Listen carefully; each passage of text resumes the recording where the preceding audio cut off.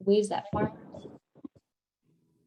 and landowners can facilitate access to land in creative ways through incubation programs. Yeah, thanks, Natalie. And this whole series is tied into resiliency, and we've had a group of farmers that we've been working with to identify topics that we thought were relevant when thinking about resiliency. And it's pretty neat to think that through that group of farmers that this idea around community resiliency and working together rose up to the top. So we talked about irrigation a couple of weeks ago. That was really specific about a resiliency strategy as we deal with new weather patterns, dry, wet, all of those things. But I'm really excited that folks also recognize the importance of building resilient communities if we want to have a resilient food and farming system and if we want our farms to be more resilient. So as we're thinking about that resiliency, this idea kind of rose up of just like, how are we going to think about land access and getting more farmers working collaboratively and training up more beginning farmers and giving more beginning farmers access to land, throwing in conversations about wealth and race into these conversations about generating opportunities for people to be on land. So just really excited that the group of farmers we were working with recognized that. And obviously by the folks here today, it is an important thing. And it is really definitely tied into resiliency, and really, really happy to have this be a part of our series. So glad you're here. And Natalie's just going to share a little bit about what we're going to be doing for the next 90 minutes here. All right, so we have two farmers that we're highlighting today. We're really excited to have Dana from Nettle Valley Farm and Moses from Dawn to Dusk Farm. And we wanted to highlight both of them side by side because they're both doing really cool work around kind of facilitating land access, training the next generation of farmers, and they're doing it on really different scales. And so we thought it would be valuable to hear from someone who is incubating a couple of farmers on a smaller scale, and then something that's a little bit more of like an institutionalized program, just to show that there's a wide diversity in what this can look like. So we're really grateful to have them here. What we're going to do is share about a 20-minute video that we filmed with Kobe Bannisberg, filmed the videos this summer. So we did interviews with both Dana and Moses, and they're really great, really long interviews that we cut down quite a bit for today. So we're also going to give you access in case you want to go and watch the full videos later on. But we kind of distilled it down to this short video. Then we're going to do Q&A with Moses and Dana, and then we'll open it up at the end because a lot of you are also coming to this with a lot of experience. We want to hear from the audience as well and kind of have a broader discussion together. So with that, should we just jump right into it? Yeah, I think we should. So we're gonna try doing a screen share with the video. So you should be able to see the video on your screen here in a minute, and there will also be closed captioning so you can read along as well. If for some reason that's not working for you, we're going to drop a link to the video in a chat, and you could click on that and watch it just on the YouTube browser on your own. And then what we're going to do is we're going to meet back here. I think it's actually 25 minutes. This video is a little bit longer because we had two farmers. And then we'll meet back here as a group right after that. So if you do choose to use the link, just as soon as you're done with the video, hop back on. While we're watching the video, please feel free to just turn your screens off. That might actually help with your video, making it stream a little bit faster as well. Yeah, and then we'll hop back over here as soon as the video is done for some time with Dana and Moses. Okay, sharing screen. I put the link in the chat. Here we go. Thanks, Emily. Yep.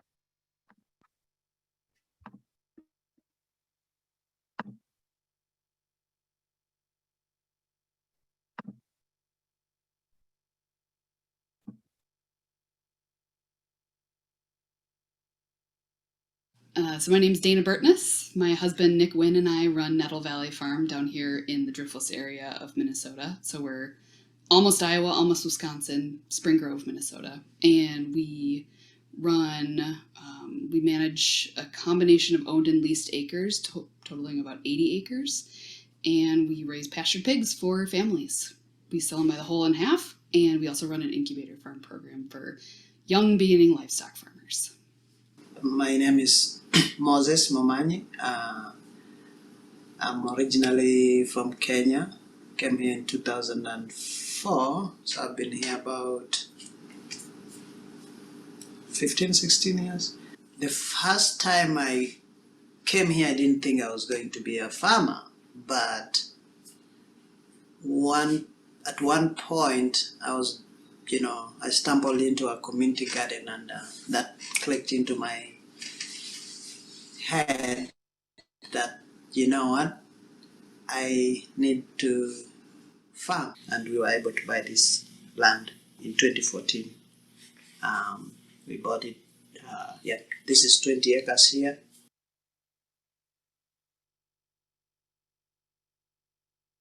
I used to want to be a vegetable farmer. And so I actually started off by renting land on an incubator-esque farm in Northfield, Minnesota.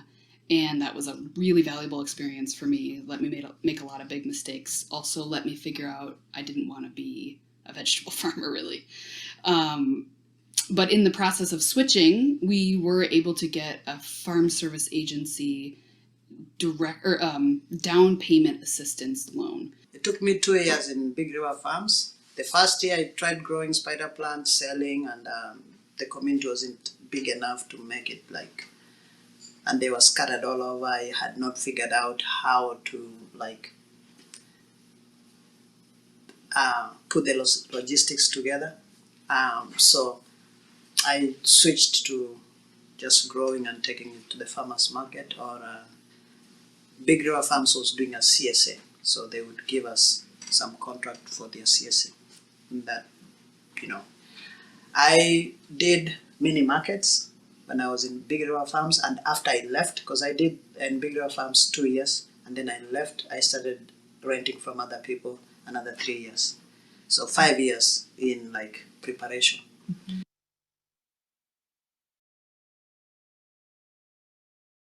Our 67 acres that we bought had been listed for a long time because it was overpriced. It was listed as hunting land. It's a 67 acre valley with about 11 acres of pasture in the bottom, and then sloping, pretty brushy, overgrown oak and elm forest. We look at it as pasture. So it had been listed a long time. The owner was willing to be patient to go through the FSA timeline, which I can't remember how many months it actually was now, but it was ages and ages. Probably if someone had come along with a better cash offer, it would have gone to them. So that's sort of the land access story. We had been planning on building a house, but then a few years later, after we had just been living in a trailer in the woods and running our farm, and then spending our time elsewhere in the winters, not adjacent to but close by, this 3 acre homestead with a house and barns came up for sale. Our friends had been living here. They were going to move back to his family farm, and so then we bought it directly from them using traditional financing. So we have a 3 acre parcel that's surrounded by ag land that is not ours, and then we have our 67 acres of woods. We do rent on an annual basis an 8 acre section that connects the two, but otherwise it's just all very strange, and that's one of the reasons why I'd probably do it differently, knowing what I know now. But it has all worked out. Definitely some challenges involved, but While we were training in Big River Farms, I had gone to the USDA office and asked them what I need to do to get land. They gave me some of their requirements. Part of it was record keeping, good.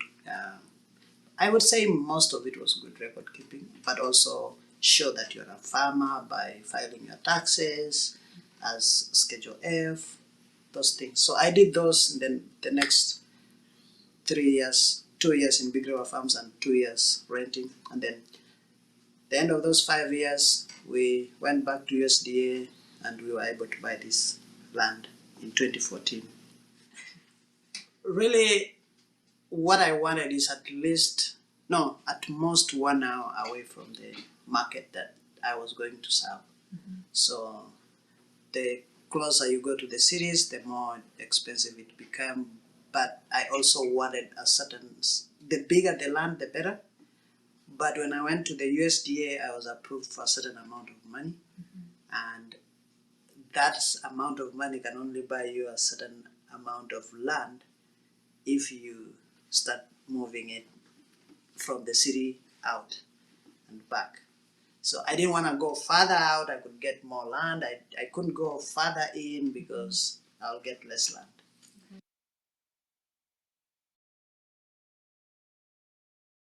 So, given that I was incubated back in the day and how immensely helpful that was, Nick and I knew that when we were looking for land, we wanted to get more than we needed so we could incubate other people. And we had a lot of goals in that. We wanted to pay it forward. You know, we've both benefited from a lot of luck and family support and privilege in our lives, and we want to make it easier for other people to get started. Also, it's fun to learn from other people's enterprises. Like, I know pigs, but I don't know much about sheep or ducks or anything like that. So it's also fun to learn from other people.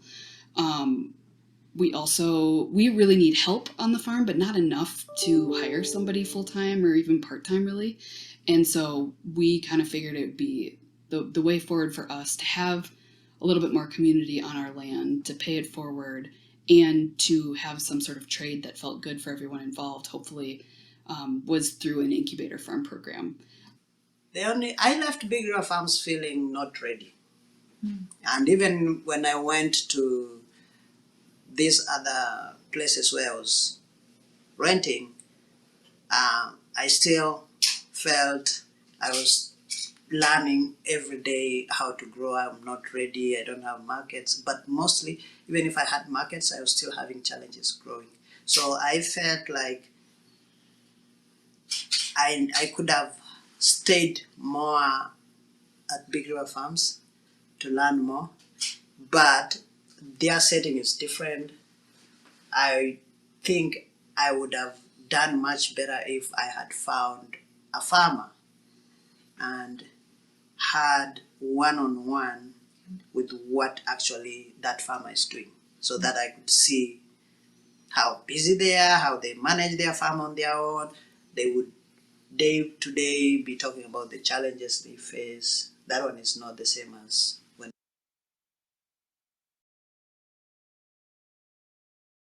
For the past 3 years, our two incubatees have traded, I think it's 4 hours a week, 3 weeks a month for half the year. They help us out with weighing pigs and doing whatever else we need. In exchange for the labor, they get access to land, equipment, my help in however way they need it, whether that's tractor work or help selling stuff. And then they also have the option to do a cash rent for a room in the house. So sort of two separate things. Like, they can live wherever they want, but if they want to live in the house, that's an option. But that's something we might rearrange a little bit more in the future. Well, it's the first. This last year I started, and then this year is like the full blown into it. So I had 13 farmers here. I rented 11 acres in Lino Lake, and then I have a friend in Cochrane who has 10 acres, and he was able to give a group of 6 to farm there about half an acre. I give them about a quarter acre to a third acre, and then they will grow their own like cultural crops, but also they will grow these what do we call them? Conventional. I don't know if it's The more mainstream. European. Mainstream vegetables, and then they will also try to sell. I will like show them where I sell. I will try to make those connections for them. But most of the time I try to leave them also do it by themselves. So if they can make a phone call and see where they can sell. They can continue to sell the other previous markets they had, because most of them come when they're already selling to friends and community.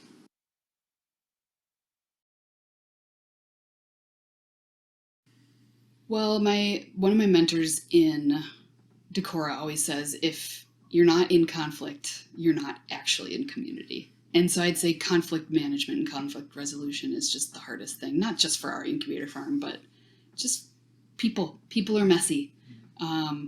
We all have our own egos and strengths and weaknesses, and a lot of us don't grow up in cultures that really support clear communication and conflict resolution.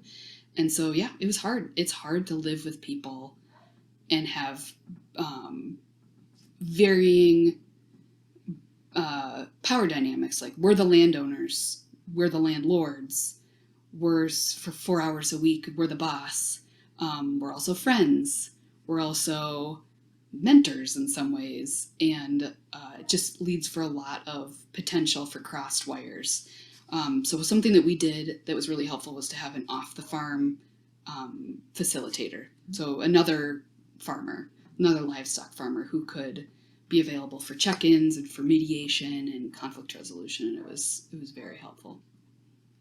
Nothing good comes easy, so I had to cut a little bit of my time and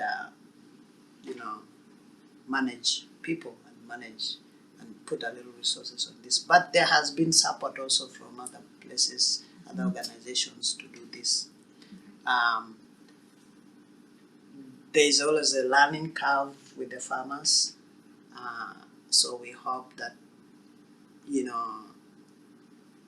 we could eventually find help.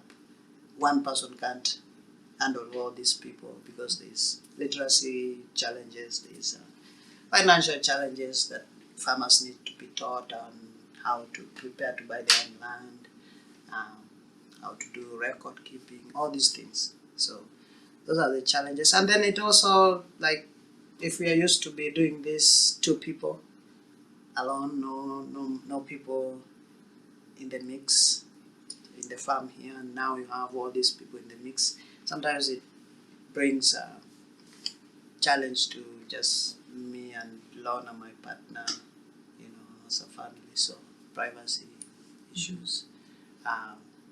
It's always a struggle when it's putting your face in the public, and sometimes you don't know if you have to step into activism or just stay private, and but if it's a cause for everybody and is for the public good, then you're in the public. So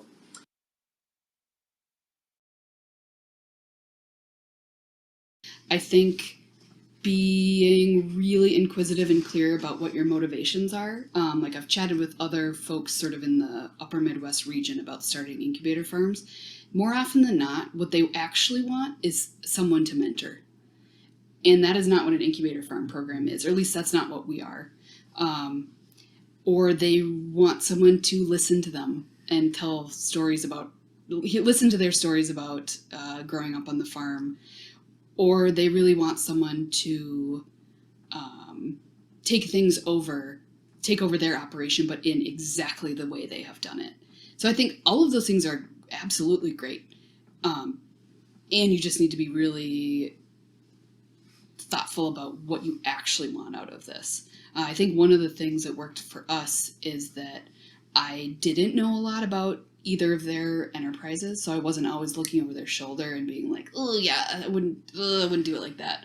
Sort of like, go for it. I'm here if you need me.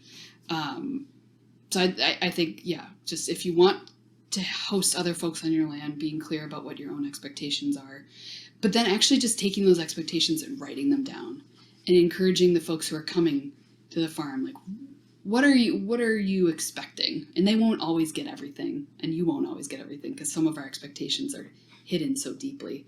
But like, Heidi and I early on in the process realized we had very different expectations about what does an incubator farm mean. Like, I think she was thinking more about, and potentially rightly so, thinking more like, this is a safe environment where you are going to shield us from making any dumb decisions or taking any unnecessary risks, where my thought process has always been informed sink or swim. So like, I'll tell you what I know about why you should or should not start a annual vegetable production farm here, because we have crazy deer pressure and we don't have a wash and pack area. But if you really want to do it, go for it. So just writing all those things down. Like, we started with pretty much nothing written down, and now I have like a 10-page document for all my expectations. Think and communicate, over communicate about how you want to communicate. Make things crystal clear about how decisions are made, who gets veto power over what, who, like, if you're all living together and working together, well, is there a distinction about who makes decisions about what happens in the house versus outside of the farm? Who makes decisions about things that only affect you versus things that affect everyone? Like, you just, in my experience, you cannot get too granular about that. And you need to know that by sharing all that with other people, a lot of people might be turned off by that level of type A-ness or specificity, but that is totally fine. I think be a little extra at the beginning with who you are and what you're looking for, just so the people who are a good fit will find you, and the people who might not be a good fit don't come in with any muddled expectations. Yeah, definitely have an off the farm facilitator and then encourage that relationship between your incubatees and the facilitator right off the bat with, maybe at first it's a weekly check-in, maybe that goes to monthly after a while. Have more land and more money than you need. Like, that's really helpful for us that Nick has an off-farm job and we have good insurance and we have some wiggle room. So when things do go wrong, and they will, like, it's not always somebody's fault.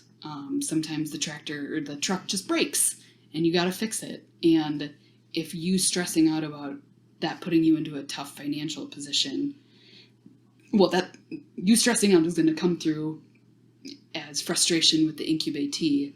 So just make sure you have enough of a land buffer so you're not in scarcity mode there, enough of a financial buffer so you're not in scarcity mode there. Perfect. I would say just start with one farmer. Just incubate one farmer. You can even work with other incubators to refer a farmer to you that you can work with. Like I said, it was the first year. I didn't have a system of finding how to bring them. Initially, I thought I'll just have 4 or 5, but the one brought 2 and 2 brought 10. And that's how I ended up. Last year I had 13, this year I had 19. And I actually had to stop people from coming because I was like, I can't even, my water can't go to everybody. This year we had a bad year about irrigating, and I thought maybe it wasn't a good year to have new farmers start, because they will be like, farming is like this, where there's no rain for 2 months.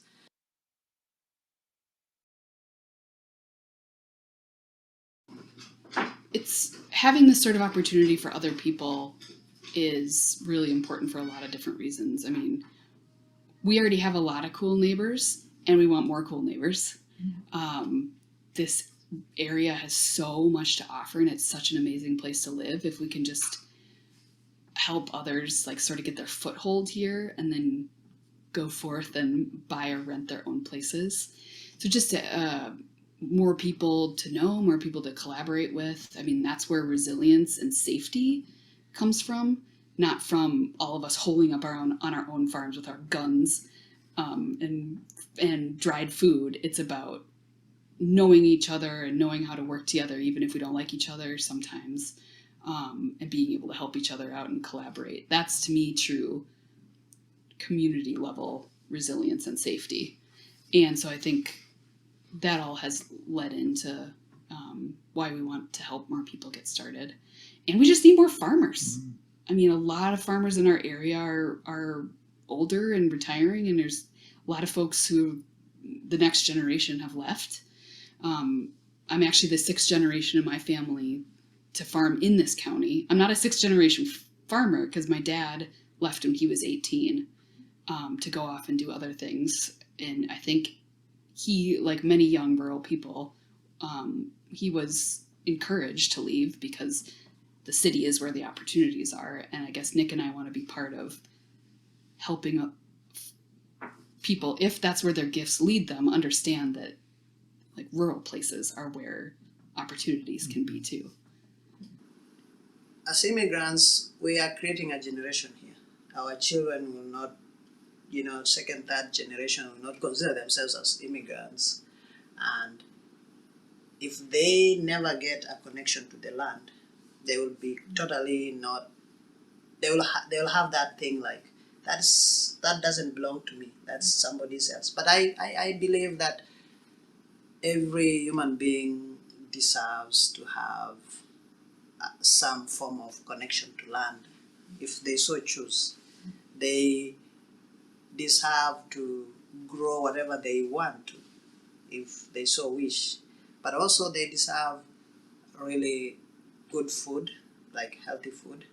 And so if immigrants come here and they like to eat certain foods, they can be given a chance to grow those foods and eat them or sell to others, so they are encouraged to do that. So that was some of the part of the motivations that I have for bringing the farmers and incubating them. And there is an aging population of white farmers that are now leaving land. Part of that land we hear is going to corporate landowner, whatever, ownership. And we know that Minnesota is, if you look at the data, over, let's say, 75% of what is grown is commodity crop, not, food crops. So even Minnesota also is, even in the summer, still importing from other states, mostly the South. 80% of the foods we eat, they're coming from outside. They're not grown here. So why don't we switch that around and say 80% of what we eat is grown here? If we cannot say 80% of the land that we have is used for growing vegetables and food, things that we can eat directly.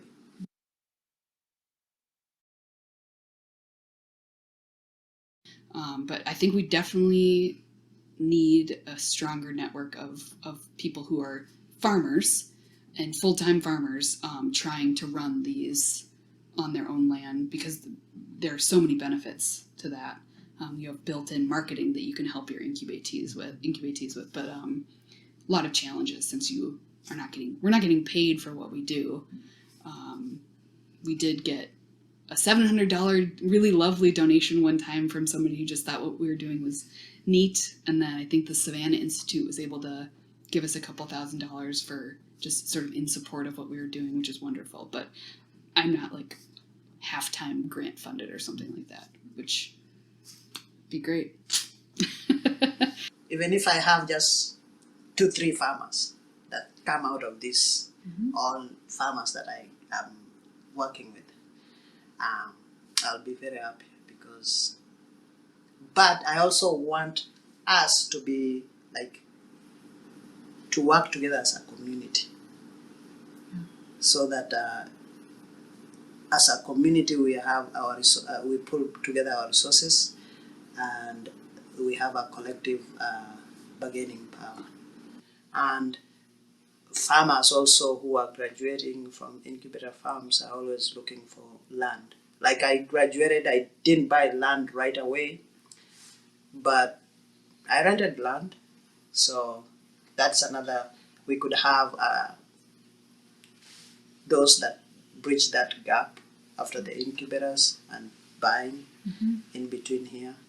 Those that just offer land to those who have come out of incubators and are still putting their things together. Yeah.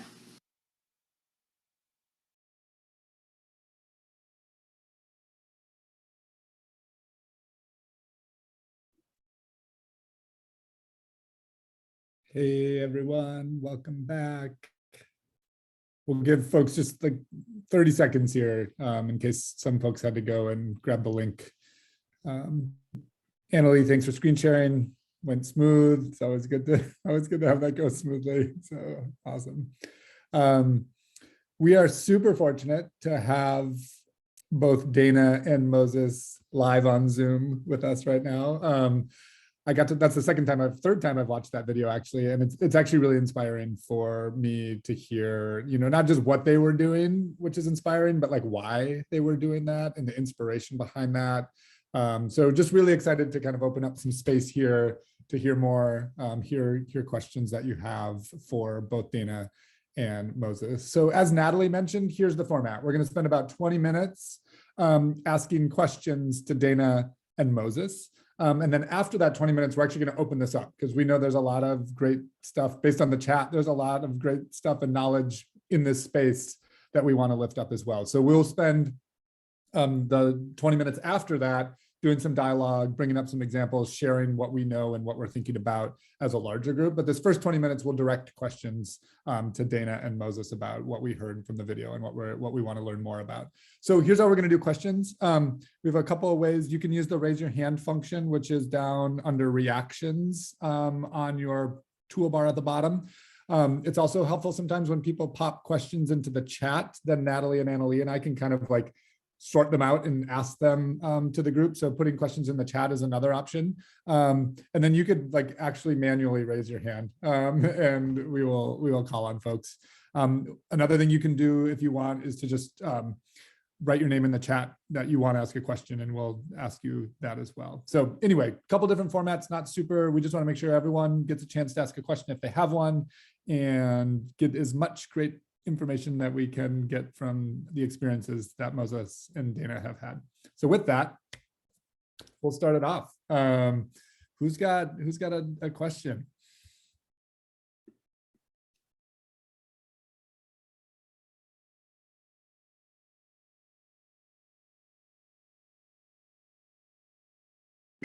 Well, I guess I'm curious. Hi, I'm curious. Like we know that this is going to be our first season hiring an employee, and I'm clear that like I'm interested in a mentorship arrangement in some capacity, but I guess I want to know like where Dana and I don't know Moses if your incubator farmers work for you on an hourly basis ever, but I kind of want to know I don't know, any thoughts on like how to kind of get I guess in a scenario for us, I'm imagining that we'll have an employee and they'll have some space to do something else on our farm because we don't need to have full-time employment.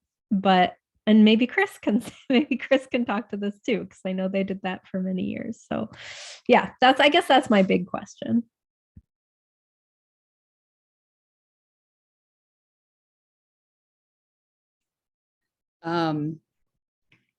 Okay, so let me know if this, you're asking how it would sort of work out to have an incubatee who's also potentially working for you part-time, yeah, I guess work trade?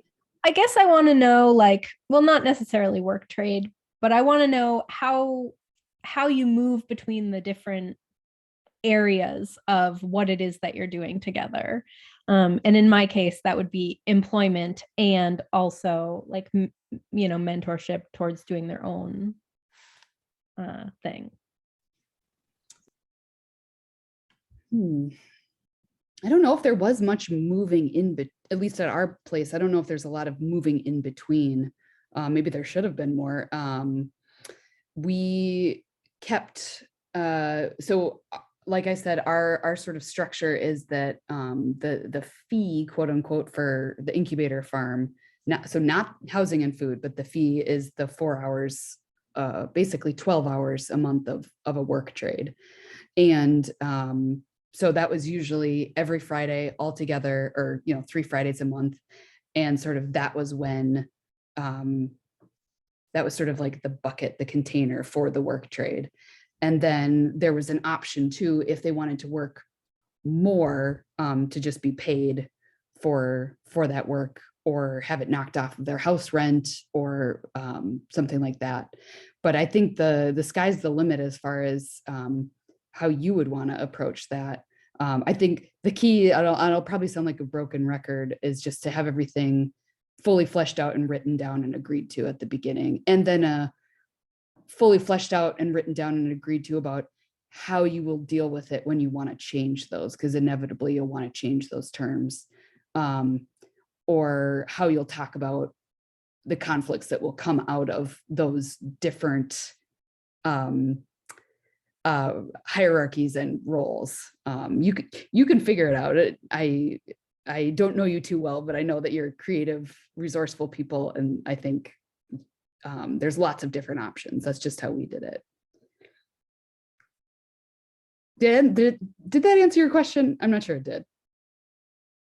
I mean, not in any concrete way, but I'm not sure there's really a way to do that. I guess yeah, but thank you for that. It's clear when people don't live with you. Yeah. Then you switch between roles and the way you work together more clearly. Mm-hmm. Dana, one thing you mentioned in your video was like, you listed these different scenarios in which someone might be like there in your presence working with you. And you just articulated them so well, of just like, hey, is this someone to share your legacy with? Is this someone who's taking over your farm? Is this an employee? Is this like, and I think what I'm hearing with your question is like, maybe the need to be a little more clear about exactly what is this relationship that you have with this person. It sounds like employer is one of those bubbles, but then what is that next bubble? Is it a mentor? Is it an incubator host? Is like, what is it? And I think that's kind of what I thought of when you asked that question, Les, was like how articulate Dana was about being clear about which of the strands it is. And they're all fine and dandy, but just making sure that you and that other person are clear about those. Yeah, because I imagine, at least for us, it'll be many of those bubbles overlapping into an intricate Venn diagram. Moses, did you have anything to add about those relationships and those boundaries of the folks on the farm? Yeah, hi everybody. We did not hire or exchange any form of like labor or anything. We solely gave them a quarter acre also, and just hoped that they had the experience, and the only thing they needed is just knowing how to grow different things. So we would like be working on this side, and on that side, somebody will call and say, hey, I need you to show me how to space this, or I need water. So we'll leave the work we're doing and go and turn on the water and all that. But we would not like, we didn't have any like arrangement for them to do anything for us. Thank you. All right. Why don't we ask, Bob's got a question in the chat here just about how you found your incubatees.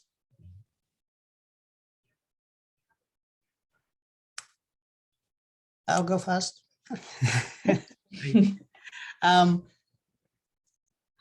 For us, we have been selling at the farmers market in Minneapolis for long, and we have had the immigrant community around us for long, and they have always wondered if they could come to the farm and farm there. We have always not felt ready. So this just happened like organically, and we said, okay, this year let's try 4 or 5. And that's how it went. So there's plenty of people who want a place to grow or even raise animals. And because we've done the farmers market, I would say it has been even beyond just immigrants that we know from East Africa or Africa. We've had just other people who we would think of beginning farmers looking for where to find land and associate with existing farmers who maybe they like what they are doing. So for us, they were seeing what we were doing at the farmers market, and that's how they were trying to connect with us. Thank you. For us, it's all been word of mouth so far. For our very first Incubatee, it was just a community member, and we knew their partner, and that's how we connected with them. For our second and third, one of them, my first ever vegetable farming employee was their boss at Seward Co-op, and Bailey, one of our Incubatees, was looking to get into farming. And so Matt, my former employee, said, hey, you should go visit Dana.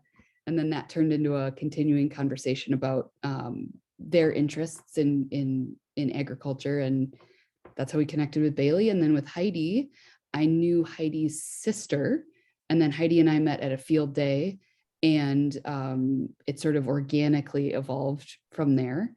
And in the future, I think we're open to advertising a little bit more widely, just because I think we could really draw from anywhere in the country, really, as long as they have an interest in this climate. And we have a pretty narrow range of enterprise niches that are really available. But also I love the word of mouth. So, hey, put the word out. We're taking a break from incubator farming this year, but we are accepting up to 3 new incubatees for the spring of 2023. So it's always nicer to meet someone through trusted contacts. That really helps. Just building on that, Moses, do you have any plans for this season in terms of how many or what that looks like for you coming up? Yeah, we actually added, because we took in the farmers and we did not really have any laid out plan on how we're going to get them in. We just said, okay, one referred the other, and we believed that, but what we realize is then as time goes by, we have to develop a way and really so that it doesn't strain us so much, because 13, 19 farmers, that's a lot. So we put a pause a little bit on the Cambridge location, and all the farmers, we are going to have them in a rented place in Lino Lake, because we rented 11 acres in Lino Lake. It's not the best place, but since they are the second year, we trying to have them there, but we're also trying to have them in other farmers locations. So there's another farmer in Cochrane, so west of Minneapolis. And we are seeking other farmers who can take 1 or 2, but these are now the second year farmers, because that's what we think our model is going to be. We get the farmer, we work with them the first year, and then come the second year, they can work with different farmers, but now not like a bigger group, but just maybe 1 or 2 individuals with that farmer. because we believe in, like, by the end of the third year or something like that, when they are ready to be on their own, they would benefit by interacting with more than just us as they go out to the community. So yeah, it's evolving. I don't have a I don't have a really concrete plan that I can, say. I just to riff off of something, Moses, that you said in your interview, I that stood out to me was the idea of having just one, starting with just one. And I think in our context, it really helped to have two, to host two at a time. It was more work, but then they had a peer and they had someone, as far as socializing goes, they had someone who was also new to the area. I mean, Nick and I have lived here for a while and we've got our own friend group, but it's nice to have a buddy to sort of explore the area with. If you need support when you need to vent about, like, oh my God, Dana, the way she chews her food is so annoying. Like, it's, that stuff is real. And so I actually would, at least for certain contexts, I think starting with two people, as long as they get along. And then Heidi and Bailey, since they were doing sheep and goats, actually developed a really wonderful working relationship where they would trade off doing each other's chores and help each other with fencing. And that was great. So in the future, I think certainly we'll accept one incubatee if that's really the only good candidate we connect with. But I do think there's some benefits in having folks who can support each other when we're not available, or when it's just not the best fit to be the support person.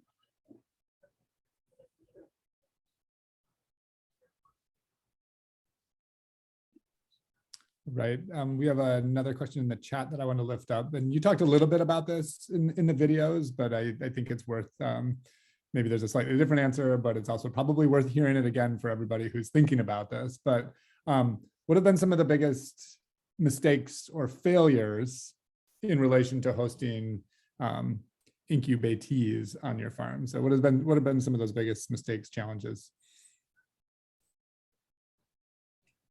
You go first, Moses. I think the biggest one yet is yet to come, but I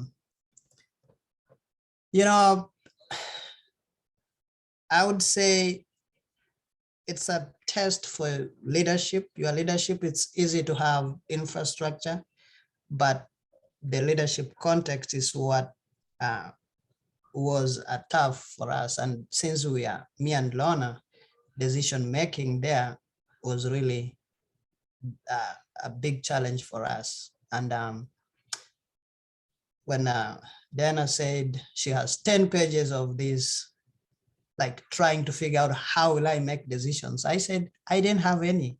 I believed in, I banked on the idea that these are individuals who have farming background from wherever they have been doing. Actually, they were already doing some form of growing in the cities, so they just needed maybe how to jump that hoop from city gardening to now getting into market gardening or something like that.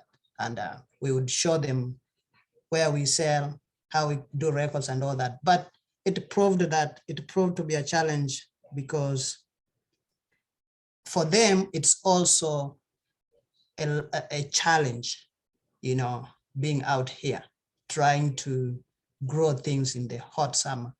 And based on our promise that we will show you where we sell, what happened is we had to work with them in the winter to plan on what they will grow.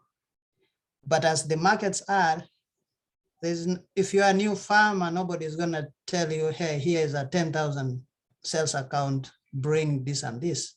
So as much as we try to say, yeah, we can plant all this, and come summer, let's look for those markets, it pained us, and we felt like that was what we did the worst, is we could not push all that product that they grew to the market. And we just felt like it was hitting us hard and hard every time the farmer says, I didn't make anything this year from this whole experience. That's our biggest challenge. And for those who will come back, for those who will not come back, because we like me and Lorna don't have like an intake day and all that. We just working with them, especially since it's starting. So we don't know this year from last year how many will come back. But we feel like that was our biggest challenge. I won't call it failure because we'll just work on it, but it was our biggest challenge. How do you grow and then make sure the farmers sell everything, because they don't have a single market? Thank you.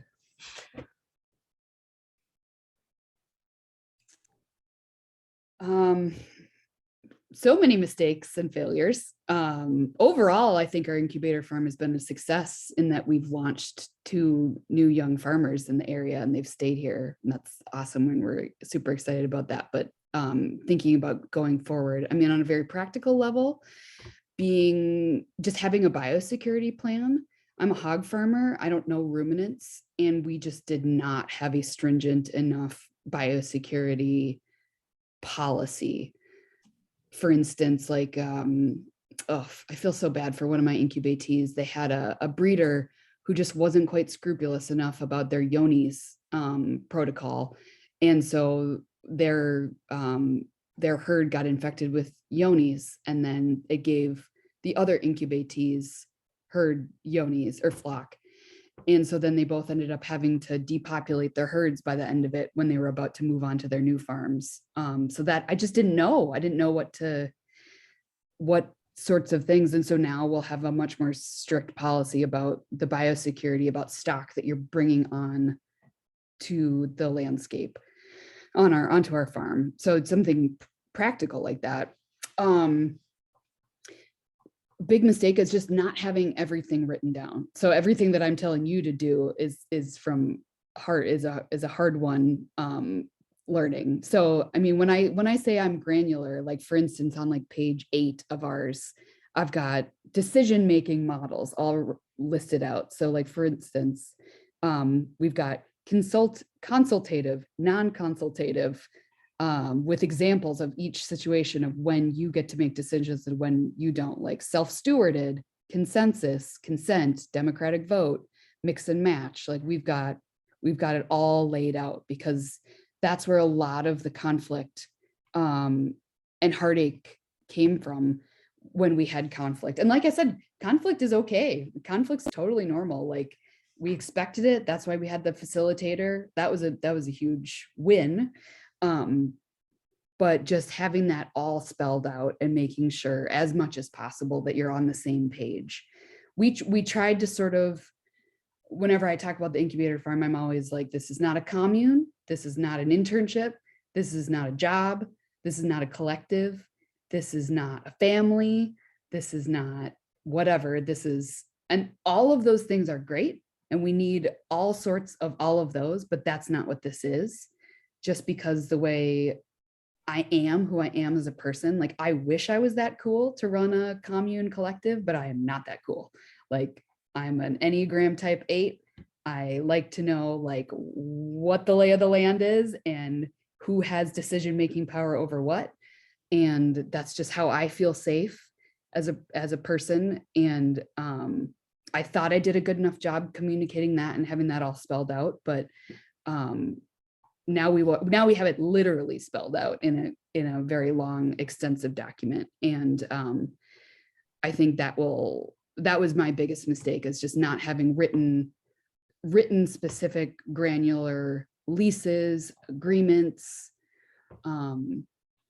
systems. It's like, yeah, we have a facilitator. It's like, okay, but how are your incubatees getting to know your facilitator so they can build that trust? How often? Like, oh yeah, and we're going to have check-ins. Well, when? How often? Who's going to check in about what? Oh yeah, we'll be in conflict, but we'll sort it out. Oh yeah, how? what's the timeline? What if you have different what if you have different conflict resolution styles? Like, what if somebody needs 2 weeks to think it through before they can address something? And what if someone else is in agony if they have to wait more than 5 minutes to address something? You know, that's just stuff to think through, especially if you're going to live together. And I would say maybe if you're going to have an incubator farm, figure out a way to just not live together, because it's hard. Like, even living with your spouse is hard, or your immediate family, and then you've got people who aren't married or related by blood. So if at all possible, like, have either housing off the farm or on the farm, but separate from your living space. Many of you are probably just much more like evolved and self-aware and better communicators than I am. So maybe you could handle it, but it's just, it's hard. It's really hard. And so I think we all learned a lot. And I think, or with our next go round, I think we'll just have a lot fewer conflicts and crossed wires. And I'm really looking forward to that. But I'm really grateful that our incubatees stuck it out and like learned with us and kept engaging. And I think all together we all learned a lot. We're going to switch gears here, but before we do, there was just one quick question in the chat was from Anna and Pete about, did you build in any early exit options for either party? So for like, if someone needed to get out, did you have any plans set up for that for Moses or Dana? Or you needed to kick somebody out, I guess would be the option, the other side of that. We didn't. The incubatees, the message from the beginning has always been, it's a 1 to 3 year program. This is not a forever home for anyone. I guess we would consider that, but the idea is that it's 1 to 3 years. So they always had an exit option, but no, we didn't. We didn't write that in at the beginning. And now we have an extensive, like, here's what happens if this isn't working out. This is the behavior or performance improvement plan that our facilitator will put you on if certain metrics are not being made. And I say that with full knowledge of knowing that might turn away 95% of people wanting, because they don't want to deal with that. And that's fine. That's fine. They will find somewhere else. Those folks will find somewhere else that's like a little groovier to be. But we just want to make sure that it's a good fit for everybody. But absolutely, I think everyone should have an exit option to make sure everyone is feeling empowered and good. But that was another mistake we made. We should have like had all of that written out and made sure that incubatees knew that, like, well, when you have livestock, you can't, if something isn't going well, you can't just up and leave. You can't just up and get kicked out in August. So it's like everyone needs an exit option with respect and appreciation for the seasonality of farming, I would say. Moses, do you want to add? I mean, we also built in some like, okay, if you do these certain things, you're just out of here. And we hope we never have to deal with that. And we haven't yet, but you know, like if you're cooking meth in our barn or something, we're going to kick you out. Yeah, we actually tried to have a like farmer council where the farmers themselves can help resolve conflict at the farm if they had, which there was. One was over water, like I said, but well, because this is more of like mentorship where we just give you a place. We didn't think that we'd have a problem mid-season. Our exit would be at the end of the year when somebody is done with their growing crops and then they think this didn't work for me. And the other exit for us was we would get the farmers, but we'll tell them you have to like grow commercially.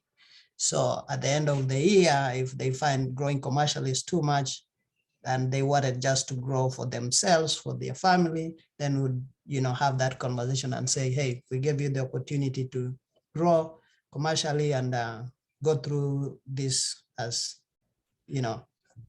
so I think we have seen people go and not come back because of that when they realize, oh, it's not just the land, it's, we have to do this and aim to be being this as a business.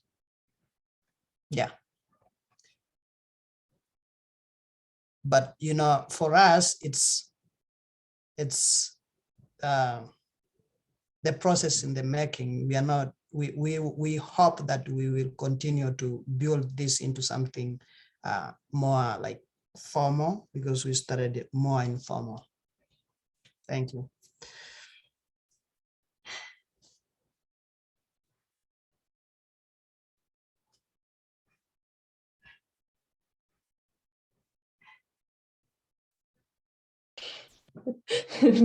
We're discussing whether or not we should shift to discussion yet, or why don't we We're shift to gonna- discussion, and then maybe at the end, someone had asked a question about how like organizations and institutions can support. Maybe we can come back to that at the very end, and just kind of keep the focus on the farmers that are doing this for right now.